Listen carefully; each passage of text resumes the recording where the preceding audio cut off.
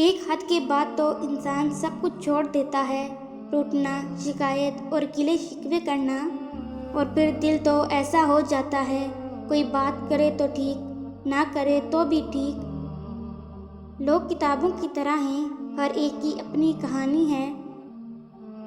کچھ لوگ آپ سے اتنی ہی محبت کرتے ہیں جتنا وہ آپ کو استعمال کر سکتے ہیں۔ جہاں ان کا مفاد ختم ہو، وہاں ان کی محبت بھی ختم ہو جاتی ہے۔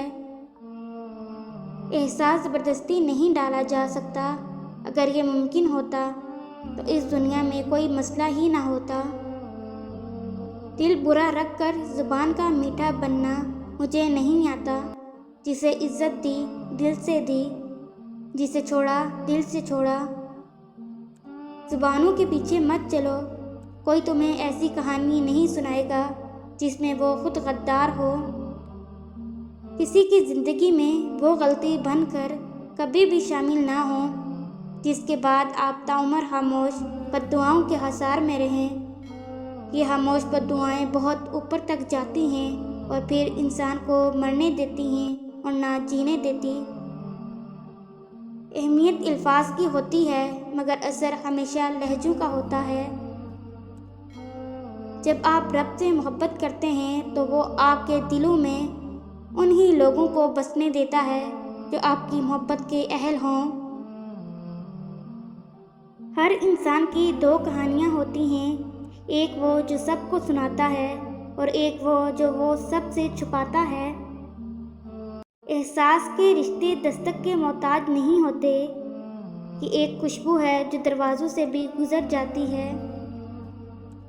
لوگوں کو دوسروں کے بدلے ہوئے رویے نظر آ جاتے ہیں اور اپنی حرکتوں کا پتہ نہیں ہوتا جو اس تبدیلی کی اصل وجہ ہوتے ہیں۔ آگ لگانے والوں کو کہاں خبر، رو ہواؤں نے بدلا تو خاک وہ بھی ہوں گے۔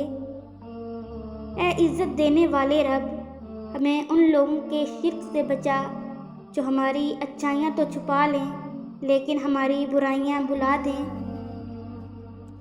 وضاحت کے چکر میں اپنا وقت برباد مت کرو، لوگ وہی سنتے ہیں جو وہ سننا چاہتے ہیں۔